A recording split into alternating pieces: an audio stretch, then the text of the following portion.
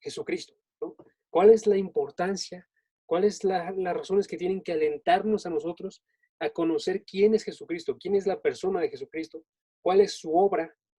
Y vemos que básicamente esta importancia se define en el hecho de que nosotros somos cristianos, ¿no? Siendo cristianos nosotros, nuestra principal tarea y nuestro principal amor es el de estar buscando conocer quién es Jesucristo y conocer en verdad quién es Jesucristo, de acuerdo a sus palabras y no de acuerdo a la de los demás. Si ustedes notan en los estudios de los martes, estamos exactamente en esta misma idea. Los martes, el verbo se está presentando y nosotros estamos conociendo quién es Jesucristo, cuál es su calidad de luz, cuál es su calidad de palabra de Dios, revelación de parte de Dios, cuál es su calidad de profeta, etc., etc., etc., ¿no? Y de la misma forma en que los martes, ahorita vamos a comenzar con una idea principal, ¿sí? La idea de la deidad de Jesucristo, ¿sí? Vamos a estarlo examinando las próximas semanas, pero la primera parte de esto es la deidad de Jesucristo, su importancia. O sea, ¿cuál es la importancia que tiene el hecho de que Jesucristo es Dios? ¿Es relevante o no que es Dios? Si no fuese Dios, ¿qué sucedería con nuestra fe? Porque hay muchísimas personas hoy en día, amigos, que escuchan a Jesucristo como un maestro, escuchan a Jesucristo como alguien que realizó palabras sabias y aún se llaman a sí mismos cristianos, incluso, pero niegan la deidad de Jesucristo, ¿sí? Dentro de otras religiones, la forma en la que están los testigos de Jehová, ellos niegan esta deidad de Jesucristo, o se le exalta, pero no se le exalta la misma forma de Dios, ¿sí? Y es muy importante que nosotros veamos que esto es una doctrina que es base, es parte de la base de nosotros como cristianos, el hecho de que nosotros sabemos que Jesucristo es Dios, ¿sí?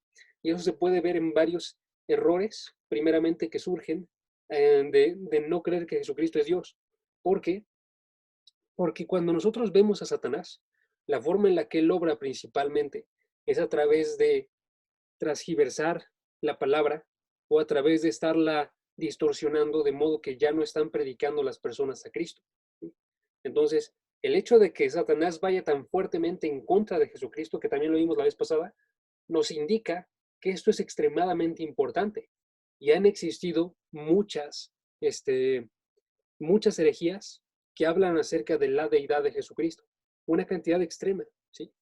No hay tantas herejías acerca de otros temas, amigos, pero sin embargo, estos ataques se dan a la deidad de Jesucristo de forma constante y les voy a dar unos cuantos errores. El error, tengo 3 errores, nada más para que chequen. 3 errores. 1, el modalismo. Modalismo significa el hecho de que Dios es uno solo, pero que se encontró en 3 estados. Entonces, en el Antiguo Testamento él estaba en el estado de Padre, y en el Nuevo Testamento él se movió, o sea, él mismo se movió de ser Padre a ser el Hijo. Y una vez que se fue el Hijo y subió, se cambió otra vez y se volvió el Espíritu. Pero es el mismo, ¿sí? La misma persona que fue cambiando de forma. Entonces no se ve la distinción de las personas, de Jesucristo, el Padre y el Espíritu, ¿sí? Eso es modalismo. Y luego muchas veces lo explicamos así cuando hablamos acerca de la Trinidad, ¿no? Si hablamos de la Trinidad como la parte de los estados del agua, estamos haciendo referencia a esta idea de modalismo, ¿sí? Ahora, otro de esos es subordina. Sabía que no iba a poder leer esta, pero es subordinacionismo. Subordinacionismo. Ok, esencial. Subordinacionismo esencial. ¿Qué hace referencia a eso? Al hecho de que Jesucristo, siendo hijo, es menor que el Padre. O sea, no tienen la misma esencia, sino que Él es uno que es inferior, ¿sí? Y por tanto, Él está obedeciendo al Padre por su inferioridad. Esto es mentira. Jesucristo está sometiéndose al Padre, pero no porque sea inferior, ¿sí? Ahora, el tercero es el triteísmo. Triteísmo. O sea, 3 dioses. Triteísmo. Como si fuesen 3 dioses separados. El Padre, el Hijo y el Espíritu, ¿sí? Y ahora les digo, eso es nada más rozando la historia de la iglesia. Y es básicamente esta idea ha aparecido en varias en varias sectas, ha aparecido en varias religiones, incluso, como les decía, también aparece de forma presente, ¿sí? Y entonces es muy importante nosotros que tengamos bien firme la idea de la deidad de Jesucristo, porque es la idea con la cual comienza.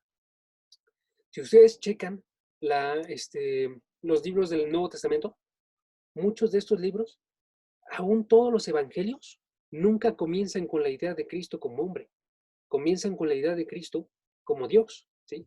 De modo que desde el inicio, por ejemplo, Juan nos habla acerca de esta posición de preexistencia de Cristo cuando existía en la eternidad pasada, ¿no?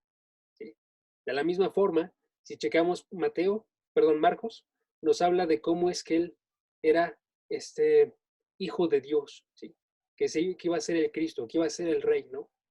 Y nos hablan de esta misma idea. Cristo siempre ha sido el Hijo de Dios.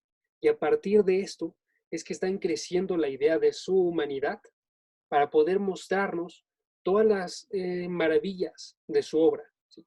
Entonces muestran, por ejemplo, la encarnación en Mateo y Lucas, nos muestran el nacimiento virginal y nos muestran esta idea de Dios se hizo hombre.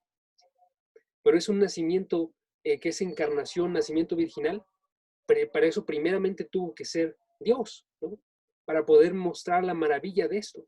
Entonces comienza con esta idea de es Dios, pero Él se hizo hombre para que pudiéramos entenderlo, para que pudiéramos conocerlo, para que pudiéramos ver de forma más clara a Dios en un lenguaje que es humano, a través de un cuerpo humano, de acciones que podemos observar, de un lenguaje literal de palabras que podemos entender, ¿sí? Y a través de esto siempre entonces está esta misma idea. Entonces hoy vamos a observar 10 razones por las cuales es tan importante la deidad de Jesucristo, ¿sí? Para nuestra fe. 10 razones por las cuales es tan importante la deidad de Jesucristo para nuestra fe. ¿Ok? Y vamos a comenzar primeramente con la primera razón. Es indispensable para tener fe en Cristo. Para tener fe en Cristo. ¿Ok? Y vamos a observar por qué. Es indispensable para tener fe en Cristo porque la fe salvadora, perdón, nos llama, la fe salvadora nos llama a confiar en Jesucristo, ¿sí? A confiar en Jesucristo de la misma forma en la que nosotros confiamos en Dios el Padre, ¿sí? Nos llama a confiar de la misma forma, o sea, tener una fe que es igual a la fe que se tiene por el Padre. Si ustedes checan, por ejemplo, Juan, capítulo 14, versículo 1, nos habla acerca de esta idea de igualdad, ¿sí? Chequen, voy a estar transmitiendo todos los versículos para que no tengan que estarlos buscando. Y van a estar en dos versiones. Creo que nada más van a poder ver la de las Américas, pero bueno, aquí está. Vamos a subirle un poquito. Aquí está. Ok, chequen. Dice Jesucristo, no se turbe su corazón. ¿Creen en Dios? ¿O creéis en Dios? ¿O crean en Dios? Crean también en mí. Si ustedes creen en Dios, crean también en mí, ¿sí? Porque Dios está de la misma forma en la que es Jesucristo. Ambos tienen la misma esencia, ambos son el mismo Dios. Entonces, si vemos eso, vemos que a través de esta fe no es igual que la fe que nosotros tenemos en cualquier otro hombre. La forma en la que tú confías, por ejemplo, en tu padre o en tu madre. ¿Tú confías en tu padre o en tu madre? Quiero pensar. Igual y son malos padres si no confías en ellos, pero igual y confías en un amigo, o confías o vas a confiar en tu pareja. Tienes que confiar. Confiamos en ti. Perdón, ¿qué pasó, Sara? Confiamos en ti. Ah, sí, de hecho, también tienen una cierta confianza, porque también me están escuchando, ¿no? Pero nunca esta confianza, esta fe que ponen en mí o en su pareja o en sus amigos, nunca va a ser igual a la fe que tenemos en Jesucristo, porque Jesucristo es extremadamente diferente, porque Jesucristo mismo es Dios y es el único que nunca va a poder fallarles a ninguno de ustedes. Sale el Salmo 31, versículo 14 al versículo 19, por ejemplo, nos habla de esta confianza y la forma en la que nosotros tenemos que tenerla por Dios. Chequen, nosotros tenemos que poder decir dentro de nuestros corazones, yo confío en ti, oh Jehová, digo, tú eres mi Dios. Si checamos ese versículo, está hablándonos acerca de esta idea. La razón por la cual yo pongo mi confianza en ti es porque tú eres mi Dios. Nadie más va a tener este tipo de confianza, porque todos los demás son hombres y absolutamente nadie merece esta confianza. Jeremías capítulo 17, versículo 5 al versículo 6, también nos dice, así dice el Señor, maldito el hombre que en el hombre confía. ¿Sí? No puedes estar confiando tú en los hombres porque ellos son pecadores, ellos son gente que falla, ¿sí? Pero Dios nunca falla. Y entonces esta confianza en Jesucristo es una confianza que es de todo el corazón, ¿sí? Si regresamos nosotros a los evangelios y vemos este tipo de llamados a la fe en Jesucristo que estaba realizando Jesucristo, eran llamados a confiar en Él delante de tormentas, eran llamados a confiar en Él delante de persecución, ¿sí? Era confiar en todo momento de que iba a salir victorioso Jesucristo, ¿sí? Segunda razón, esto es indispensable, la deidad de Jesucristo es indispensable, que nada más para clarificar. El primer punto, la deidad de Jesucristo es indispensable para la fe en Él, porque solamente podemos tener fe de este tipo si Jesucristo es Dios, ¿sí? Si Jesucristo no es Dios, no debemos de colocar nuestra fe de esta forma. Pero si Jesucristo es Dios, podemos confiar aún en la mayor cantidad de tribulación o de persecución o de cualquier reto, podemos poner nuestra confianza en Él, ¿sí? Segunda razón por la cual es tan importante la deidad de Jesucristo. Es indispensable para la revelación divina, ¿sí? Es indispensable para la revelación divina. O sea, ¿sí? Jesucristo es llamado dentro de la Escritura la palabra de Dios, ¿sí? Dentro de Juan se le menciona como el verbo. El verbo nos hace referencia a esta forma en la que Dios se está revelando más perfectamente que de cualquier otra revelación en Jesucristo. Si Jesucristo no fuese Dios, Jesucristo no podría revelarnos al Padre de la forma en la que lo realiza. Jesucristo tiene que ser la palabra divina para poder revelarnos de forma correcta a Dios, ¿sí? Se tiene que cumplir Juan 1:1, que Él haya sido una palabra que ya existía, o sea, es eterna, porque esto ya existía antes de toda la creación. Tiene que ser una palabra que nos dice el versículo 2, estaba en el principio con Dios, o sea, cohabitaba junto con Dios. Tiene que ser una palabra por la cual fueron hechas todas las cosas, por medio de Él, ¿sí? Y entonces se convierte en la palabra que provee la vida. Y esta parte de la vida nos está haciendo referencia a que Él literalmente provee vida, hace que respiren las personas, pero no solamente eso, Él también hace que conociendo a Dios, las personas tengan vida eterna, ¿sí? Y si recordamos uno de los versículos más increíbles de toda la Escritura, Juan 17, se me olvidó cuál era. 17, versículo 17. ¿Qué quieres encontrar? Si quieres lo buscamos. La vida eterna, que te conozcan y a Jesucristo, a quien tú has enviado. Esta es la vida eterna. Dame un segundo, no tardo. Juan 17:3. Muchas gracias. Juan 17:3. Y esta es la vida eterna, que te conozcan a ti. Chequen este énfasis. El énfasis está en conocer, ¿sí? La vida eterna es poder conocer a Dios.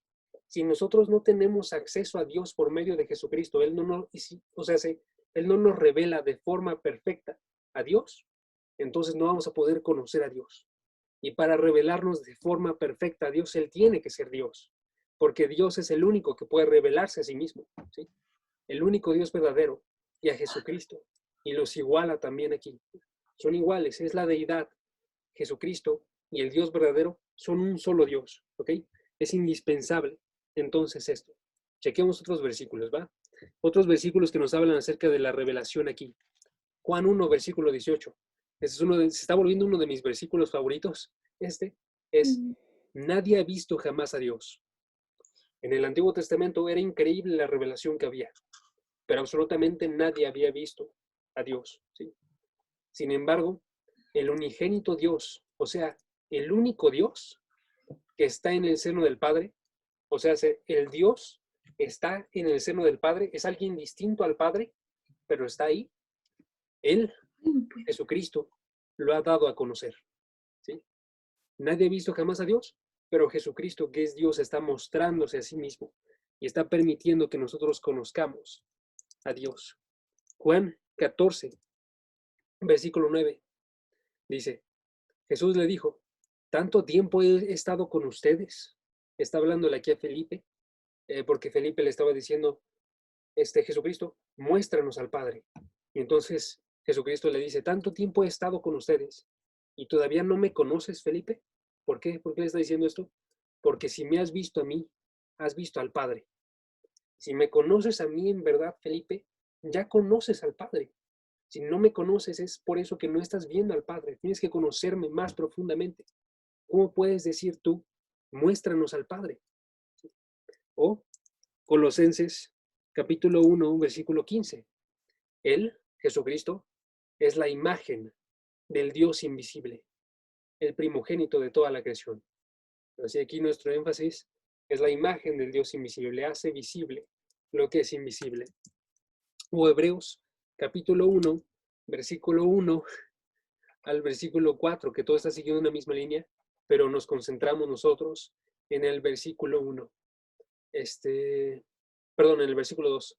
En estos últimos días nos ha hablado Dios por su Hijo, a quien constituyó heredero de todas las cosas, por medio de quien también hizo el universo, versículo 3, el resplandor de su gloria, la expresión exacta de su naturaleza. ¿Sí? Jesucristo es un resplandor que nos permite observar la gloria de Dios. ¿Sí? El sol, piensen en el sol, ilumina de forma grande porque es extremadamente grande, pero solamente podemos observar esa grandeza de su tamaño y grandeza de su poder por los rayos que irradian a partir de él, que llegan hasta nosotros en esta tierra, ¿no? O él es la expresión exacta, y esta expresión exacta es una referencia a unas palabras que se utilizaban para un sello, y está haciendo referencia a cómo es que el sello reproduce una imagen que es igual a la imagen que tiene este sello. Y entonces Jesucristo nos muestra esta impresión de la naturaleza de Dios a través de su imagen igual a la del Padre. ¿Sí? Ok. Entonces nos deja conocer lo invisible de Dios, nos deja conocer lo invisible de Dios, perdón. Y la parte tan importante de esto, amigos, es que lo que agranda del Antiguo Testamento es que se convierte en algo personal. Se convierte en algo personal nuestro conocimiento de Dios. Se convierte en algo experiencial. Se me fue la onda como decíamos esa palabra, pero Experiencial. exactamente como lo dijo Sara ahorita. O sea, algo que podemos experimentar nosotros de forma verdadera, ¿sí? Tener una comunión con ello y estar experimentando, que es de lo que nos habla la primera de Juan, ¿no? Capítulo 1. Y es un conocimiento de Dios entonces, que es a través de el Hijo de Dios, que es a la misma imagen del Padre. ¿Sí? El Hijo tiene los mismos amores del Padre, el Hijo tiene los mismos deseos, en la misma forma, y está haciendo una imagen y un retrato que podemos observar nosotros. ¿Sí? La segunda razón es que es indispensable para la revelación divina, así justo como lo puso Vanessa. ¿Va? Tercera razón, es indispensable para una salvación eficaz. Es indispensable para una salvación eficaz. Y mientras anotan eso, les digo entonces, primera parte, es indispensable para que podamos tener fe en Él, porque no lo puedes tener esta misma fe en hombres, solamente en Dios. Es indispensable porque nosotros entonces somos llamados a tener una clase de fe especial en Cristo. 2, es indispensable para la revelación divina, porque si no fuera Dios no nos podría revelar a Dios. ¿Sí? Y 3, es indispensable para una salvación efectiva, porque Jesucristo se encarnó para cumplir un propósito. ¿Recuerdan cuál es ese propósito? Podemos checar Marcos 10:45 para observar ese propósito. Ese propósito era que Él fuese un pago. Chequen. El Hijo del Hombre, ni aún el Hijo del Hombre, perdón, vino para ser servido, sino para servir. Para eso vino, para servir. ¿Cómo? Dando su vida en rescate. Esta parte de rescate es un pago, es una compra de las personas. Él vino para dar su vida en rescate por muchos. Chequen esas implicaciones, ¿ok? Está diciéndonos ahí primeramente que está dando un rescate por muchos, ¿sí? ¿Qué son muchos? Muchas personas.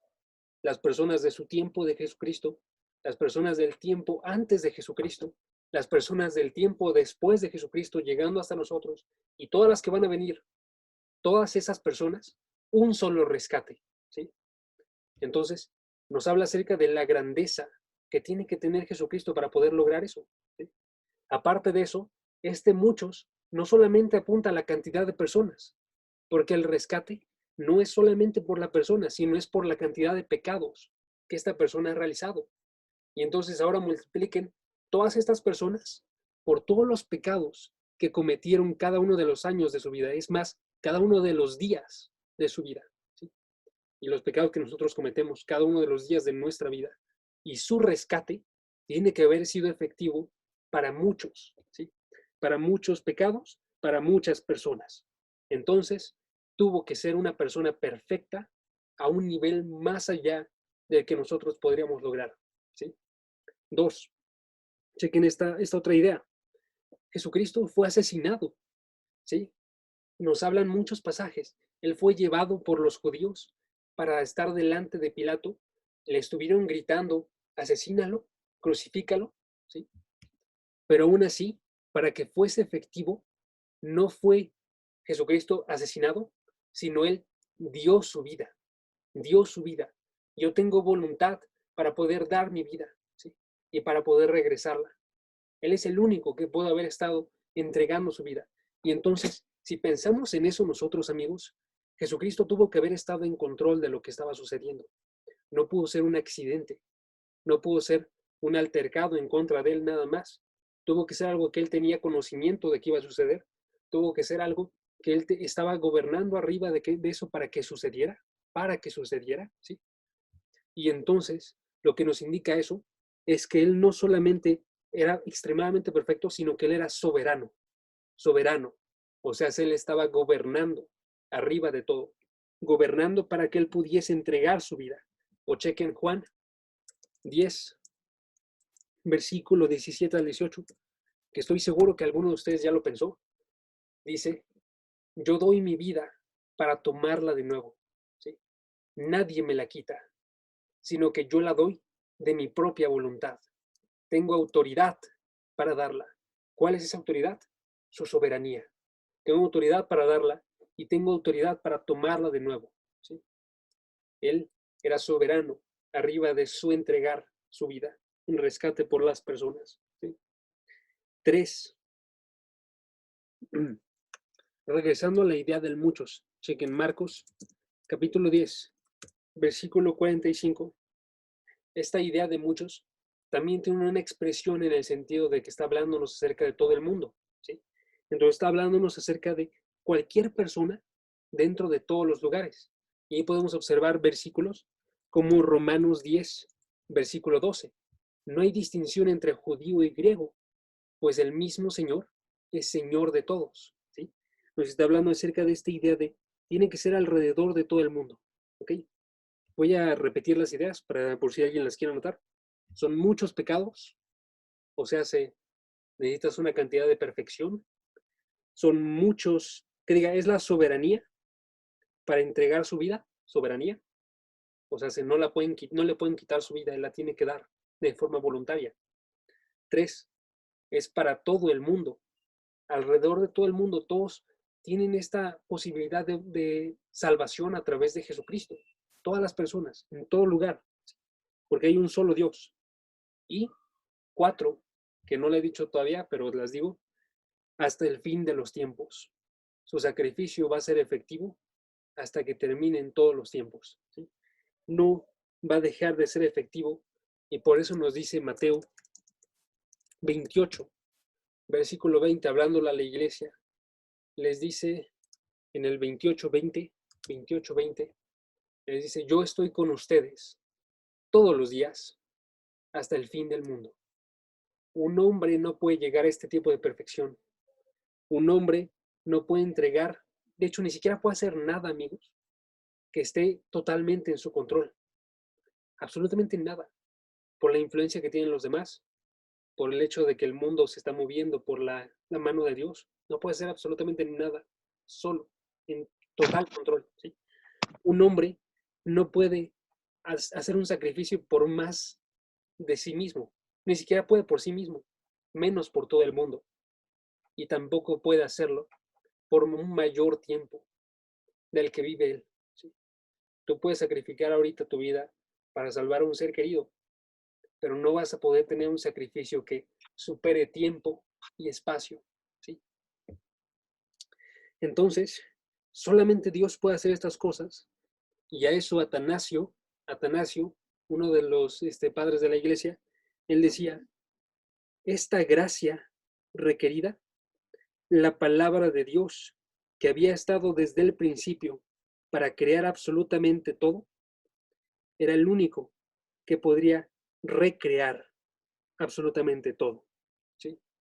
El hecho de que Él estuviese en la creación para crear, que nos habla de su divinidad, nos habla también de su poder para recrear, para hacer nuevas criaturas, para ser gente nueva. ¿Sí? 4. Es indispensable, 4, para el reino Ay, de no Dios. manches, nada más escucha. Ay, me... ¿Qué tal si uno quiere salir sin ellos? Sí. Ahí está, ahí está. Es indispensable para traer el reino de Dios a los hombres. Para traer el reino de Dios a los hombres. Es indispensable. Ahora aquí la idea es la siguiente. Cuando se le corona a Jesucristo como rey, Él está gobernando arriba de todas las cosas. Por tanto, Él tiene que tener este trono y esta autoridad divina para poder estar gobernando arriba de las demás personas. ¿Sí? Y entonces, para poder demandar obediencia, Él tiene que ser Dios. Para poder estar juzgando a sus enemigos, Él tiene que ser Dios. Jesucristo es el que va a juzgar en el día del juicio, nos dice Apocalipsis 20. Chequen Apocalipsis 20. Bueno, mejor no, lo pasamos, pero bueno, en Apocalipsis 20, en los últimos versículos, desde el versículo 12, según recuerdo, aparece esta idea, hay un trono blanco y aquel que está sentado en el trono. Y se nos revela a través de los pasajes, está hablándonos acerca de Jesucristo, que está llevando el juicio de Dios. ¿Sí? Y entonces se requiere la presencia y el poder de un rey divino para poder estar gobernando arriba de las personas. ¿Sí? Y entonces la escritura nos habla acerca del reino como el reino de Dios. Marcos 1:14 al 15. ¿Sí? Aquí está. El reino de Dios se ha acercado, pero también nos habla la escritura acerca del reino de Cristo. Mateo 13, versículo 41. El Hijo del Hombre enviará a sus ángeles y recogerán de su reino, ¿sí? El reino de Cristo. O Mateo 16, versículo 28, ¿sí? El Hijo del Hombre venir en su reino, ¿sí? O Lucas 22:30, o Efesios 5:5, o 2 de Timoteo 4, versículo 1. Todos tienen que anotar a fuerzas, ¿no? Pero para que vean esta idea. El reino es de Cristo también, ¿sí? Es el reino de Dios, es el reino de Cristo porque son uno mismo también, Oye, para que pueda ejercer su reino. Dime, ¿qué pasó? antes de Lucas 22:30, ¿cuál cita dijiste? La que estamos ahorita, la Mateo 16, versículo 28. Mateo 16, Gracias. versículo 28. No te preocupes, Sara. Pero sí, entonces, para que pueda llevar su reino, tiene que ser Dios, ¿sí? Tiene que ser Dios. ¿Ok? Quinta razón. Quinta razón. Es indispensable para la reverencia, para la reverencia evangélica, ¿sí? Para la reverencia evangélica. O sea, hace que nos lleve a nosotros, chequen estas dos ideas, a ser como niños, a ser como niños y a tener un temor gozoso, ¿sí? A ser como niños. Jesucristo llama a que las personas que van a estar en el reino de Dios como personas que son como niños, porque son personas que se someten a la voluntad del Padre. Y también nos habla la Escritura acerca de esta idea de no solamente ser como niños que confían en el Padre, sino son personas maduras que conociendo a Dios y su poder y su deidad y su santidad, ellos se levantan, observan su forma y tienen un temor que los lanza hacia abajo, ¿sí? Un temor de Dios que los lanza a tener una humillación delante de Él. O chequen Salmos, versículo 2, 11 al 12. Salmos 2, 11 al 12. Y es bien importante esto, amigos, porque en muchas ocasiones se nos olvida esta idea, ¿sí? O no conocemos a Dios de tal forma que nos lleve a ver esta idea de reverencia. Pero chequen, porque usualmente la asociamos con cosas rudas, pero en este pasaje la está asociando con la idea de adoración a Dios. Simplemente alabar a Dios. Adoren al Señor con reverencia, ¿sí? Adoren al Señor con reverencia y alégrense con temblor, ¿sí? Reverencia, véanlo como un rey. Tírense, Él está separado de ustedes. No por el hecho de que no los ame, sino por el hecho de que nunca van a ser iguales a Dios, ¿sí?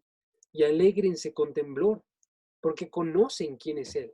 Y ahora chequen cómo es que este salmo, que es un salmo mesiánico, nos apunta que esto es igual para el Hijo.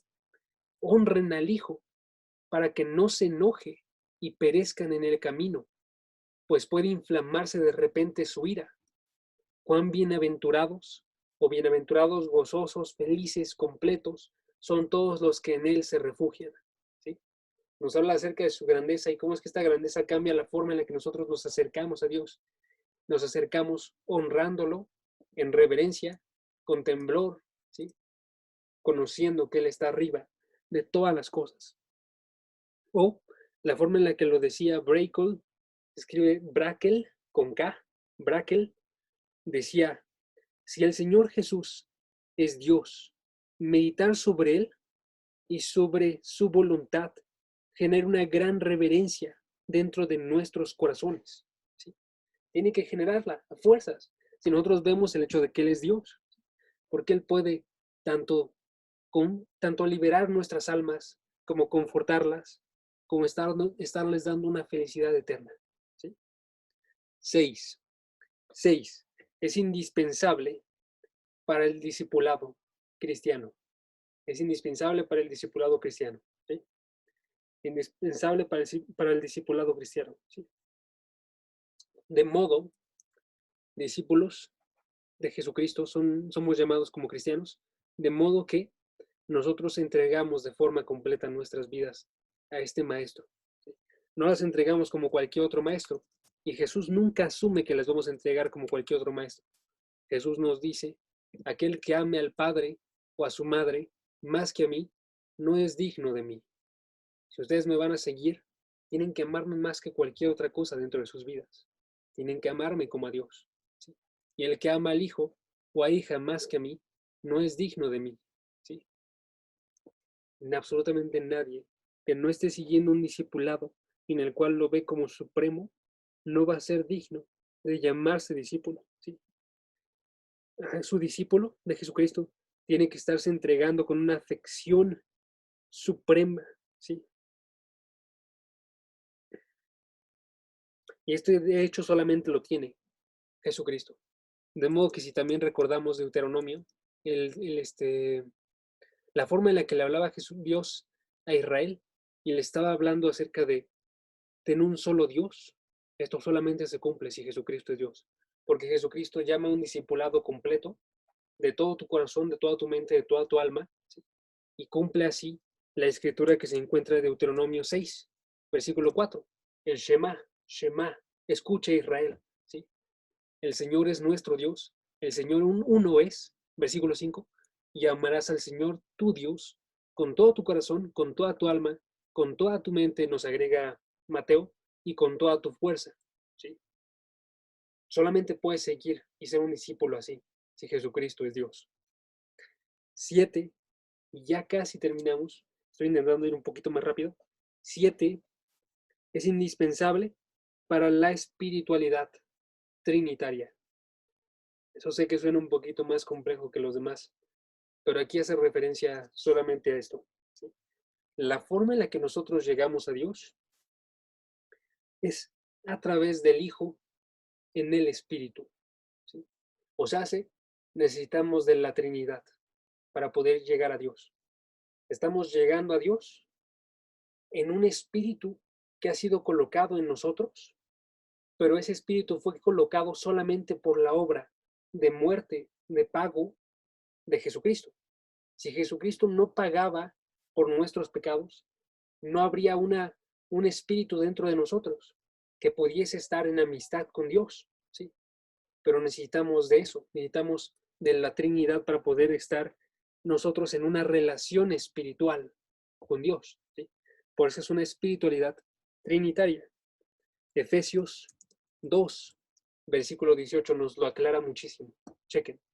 Porque por medio de Cristo, por medio de sus acciones, de su sacrificio, de su actuar intermediario, o sea, como alguien que está defendiéndonos delante de Jesucristo, de Dios, perdón, Padre, por medio de Cristo, los unos y los otros tenemos nuestra entrada al Padre.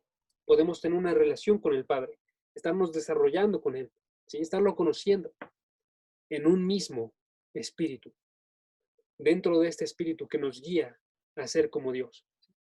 Este espíritu que compró Jesucristo nos da la entrada al Padre por sus acciones.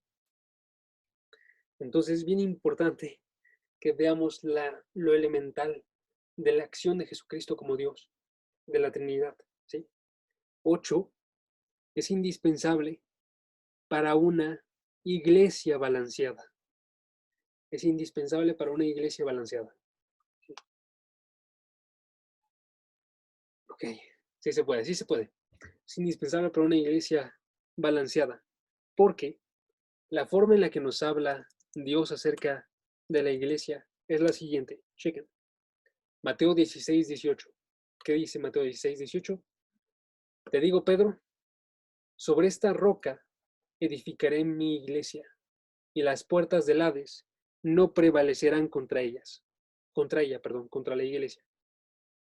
Chequen las implicaciones de este versículo, ¿sí? Tiene al menos 3 implicaciones. Primera implicación, chequen que está llamándole a la iglesia mi iglesia, ¿sí? Mi iglesia. O sea, es la iglesia de Jesucristo. Jesucristo es Señor de la iglesia. Él gobierna arriba de la iglesia. Él es el dueño de la iglesia, ¿sí? Consecuentemente, ninguna persona, absolutamente ningún hombre, puede estar reclamando una autoridad sobre la iglesia. Solamente Dios, solamente Jesucristo, ¿sí? Segunda implicación, ¿sí? Chequen que dice, edificaré mi iglesia. O sea, edificaré, está hablándonos que la acción que construye esta iglesia, que le pertenece a Jesucristo, proviene de Jesucristo. Jesucristo es el que está edificando la iglesia. No lo estoy haciendo yo al estar dando este estudio, ni lo está haciendo Andrés al estar dando el estudio de ayer. Lo está haciendo Jesucristo, ¿sí? O los pastores los domingos, lo está haciendo Jesucristo. Jesucristo es aquel que está edificando. Y entonces, nosotros, Andrés, yo, los pastores, todos nosotros estamos obrando bien solamente en cuanto se está obrando a la manera de Jesucristo o con las palabras de Jesucristo, con las acciones de Jesucristo, ¿sí? Por eso es que Dios provee la palabra, porque en tanto yo me mantengo cercano a esta palabra, no soy yo el que está hablando, sino está hablando Dios mismo, ¿sí? De modo que en los credos antiguos, ellos decían, la predicación de la palabra es la palabra de Dios. Y Dios habla hoy en día, ¿sí? Es la forma en la que ellos hablaban, porque ellos sabían, si tú estás hablando las palabras de Jesucristo, Jesucristo mismo está hablando. Tú eres un embajador, tú eres un embajador, tú eres alguien que está hablando en el nombre de, no en su propio nombre, ¿sí? Y la tercera implicación es que podemos tener confianza a través de eso, amigos, si Él la edifica y a Él le pertenece y Él es rey sobre todo, que absolutamente nadie va a poder destruir la iglesia. Absolutamente nadie va a poder romperla nunca. Chequen lo que dice. Las puertas del Hades no prevalecerán contra ella. La muerte nunca va a prevalecer contra esta iglesia, sino que siempre va a haber una iglesia. En cuanto exista este mundo, siempre va a estar existiendo una iglesia, al menos una iglesia, que esté predicando la palabra de Cristo, ¿sí? Porque Cristo es el que la mantiene. Entonces, si nosotros vemos a Jesucristo como Dios, sabemos que Él lo es. Él puede ser el Señor de la iglesia, Él puede edificar su iglesia hoy en día, aun cuando Él esté en el cielo, y Él puede asegurarnos y darnos una confianza de que nunca va a ser destruida la iglesia, ¿sí? Nos puede dar una confianza tremenda. Pequeña aplicación a esa parte. Estando conscientes de esto, hermanos, sabemos que la forma más efectiva de ser iglesia no son las formas que razonamos nosotros. Igual y alguno de ustedes dice, ok, quiero llegar a mi amigo que le gusta muchísimo el rock. Voy a hacer rock cristiano o el pop cristiano o los himnos, es más, ¿sí? Esa no es la forma en la cual vas a llegar a Cristo. Que diga a tu amigo, tú solamente vas a llegar si está hablando Cristo a través de ti. En cuanto tú te pegas a esto, Él va a poder ver la gloria de Dios. Pero si tú te despegas y te preocupas más por otras cosas que por mostrar a Cristo verdaderamente, entonces no va a estar viéndolo a Él. Va a estar viendo mercadotecnia, va a estar viendo diseño, va a estar viendo una persona que tiene mucha sabiduría, pero no va a estar viendo a Cristo. 9, que está muy unido a esto, es indispensable para un amor evangelístico, un amor evangelístico, ¿ok? ¿Y ahí qué me refiero con eso? A que si nosotros estamos conscientes de que Jesucristo es Dios, podemos estar conscientes de 3 cosas. Chequen estas 3 cosas y les doy la conclusión ahorita. Pero 3 cosas. 1, si Jesucristo es Dios encarnado, esa es la primera cosa, nada más. Ahorita le explico. Si Jesucristo es Dios encarnado. Segunda cosa, si Jesucristo murió por todos los hombres para que fueran salvos, si Jesucristo murió por todos los hombres. 3, si Jesucristo es la única respuesta para la salvación, entonces esto nos da un amor que es evangelístico. O sea, el hecho de que nosotros podamos ver estas 3 cosas. Perdón, se me escapó la tercera. Perdón, la tercera es la única respuesta. Pero sí, como Jesucristo es el único Dios, es el único que murió por todos y es la única respuesta para la salvación, para la salvación. Estas 3 cosas definen la razón por la cual nuestra mayor muestra de amor es un amor evangelístico, ¿sí? Si Jesucristo es Dios y estas 3 cosas se cumplen, nosotros amamos a las personas solamente si predicamos la palabra y predicamos la respuesta a sus problemas, que es Jesucristo. El mayor problema que absolutamente todos tenemos, amigos, es el hecho de que todos estamos odiando a Dios, yendo en contra de Él, y Dios tiene todo el derecho de estar obrando en contra de nosotros. Y la única respuesta es este Dios encarnado que murió por todos, que es el único camino, ¿sí? Este amor evangelístico se sustenta en la divinidad de Jesucristo, ¿sí? Y 10 y último punto, es indispensable para fidelidad bíblica. Es indispensable para fidelidad bíblica, ¿sí?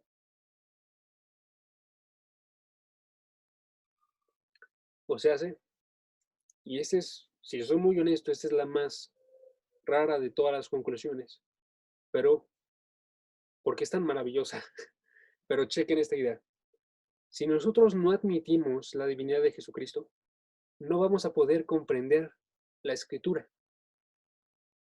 Si nosotros no admitimos que Jesucristo es Dios, no vamos a comprender las palabras de Dios, ¿sí? Porque primeramente necesitamos esa relación restaurada a través de la muerte de Jesucristo y de la fe que nosotros ponemos en esa muerte para poder nosotros llegar a tener una relación con Dios y entender sus palabras. Y si nosotros no vemos que Jesucristo es Dios, no vamos a poder entender absolutamente nada, hermanos. ¿Sí? Por eso es que es tan importante que nosotros prediquemos a Jesucristo como Dios y anunciemos. Y por eso la mayor definición de cristianismo y la que vamos a estar ocupando nosotros es cristiano. Es aquel que cuando se recita, cuando se le proclama, perdón, la palabra de Dios, él ve la gloria de Dios en la cara de Jesucristo. ¿Sí? Él ve a Jesucristo, pero no lo ve como los fariseos, que veían a un hombre más, o un maestro más, o a una persona que realizaba milagros, aún, sino que ellos ven a Dios en Jesucristo, ven una imagen perfecta y ven y dicen gloria. Eso es lo que hace un cristiano cristiano, que puede ver a Jesucristo en sus palabras y decir gloria a Dios. ¿Sí? Ahora sí, la defensa, la razón por la cual tenemos este pensamiento, se encuentra en 2 de Corintios 3, versículo 14 y 15. Y chequen lo que nos dice aquí. El entendimiento de ellos se endureció, porque hasta el día de hoy, en la lectura del antiguo pacto, el mismo velo permanece. El mismo velo nos hace referencia a un velo que no les permitía observar. ¿Sí? El velo permanece sin alzarse, pues solo en Cristo es quitado. Y hasta el día de hoy, cada vez, que se lea a Moisés, un velo está puesto sobre sus corazones. Ahora chequen el capítulo 4, versículo 4, poco después, nada más para no bajarle. Dice, Satanás ha estado obrando en los corazones de las personas para cegar su entendimiento de los incrédulos, para que no vean el resplandor del Evangelio de la gloria de Cristo, que es la imagen de Dios. ¿Sí? Y el versículo 5, porque no nos predicamos a nosotros mismos, sino a Cristo como Señor, y nosotros como siervos de ustedes, por amor de Jesús. ¿Sí? Cuando nosotros no observamos la gloria de Jesucristo, no podemos observar nosotros la verdad de Dios y todas las cosas que Él trae. Cuando nosotros estamos cegados de entendimiento y vemos otras cosas como más importantes y no vemos la gloria de Cristo, que es la imagen de Dios, no podemos observar el Evangelio. ¿Sí?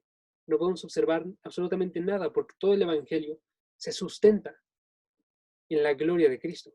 ¿Sí? Todo el Evangelio se sustenta en el hecho de que Él es Dios y a través de esto ha provisto una respuesta para cada uno de nosotros. ¿Sí? Entonces, hermanos, con esa idea vamos a terminar hoy. En la siguiente ocasión vamos a hablar acerca de cuáles son las pruebas, cuál es la evidencia que nos ha permitido observar que Jesucristo es Dios. ¿Sí? ¿Por qué lo pensamos? Porque la Biblia apunta a ello. Y hay muchas razones por las cuales es claro esto. Vamos a ver solamente unas cuantas, pero hay muchas razones por las cuales nosotros tenemos esa seguridad. ¿Sí?